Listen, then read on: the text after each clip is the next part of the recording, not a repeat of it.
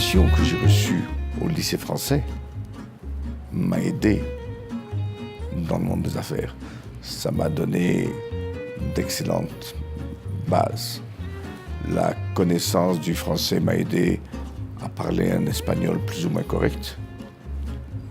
Ça crée des liens quand, de par le monde, vous vous déplacez dans le monde du tourisme. C'est un monde qui est beaucoup plus dynamique qu'on a tendance à le croire, parce que comme le monde se vit à travers l'économie, et que l'économie est plutôt dominée par l'anglais et puis maintenant par l'espagnol. Mais dès qu'on sort du monde économique et qu'on rentre dans le monde culturel, la francophonie reste quelque chose de très vivant, de très dynamique et puis surtout de très varié.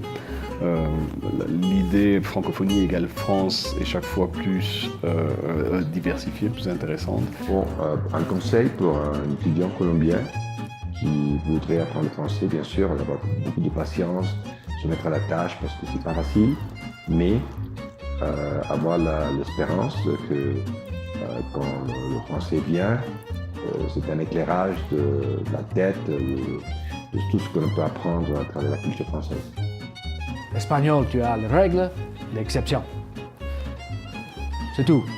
En français, c'est un peu plus compliqué parce que tu as des règles, tu as l'exception des règles, après tu as l'exception des exceptions de règles, après tu as informalité, formalité, et vous avez en pratiquant, en parlant et en écrit.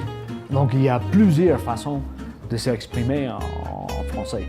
Bon, ça c'est un parti stimulant dans l'intellectualisme, si tu veux, de la langue. C'est fascinant.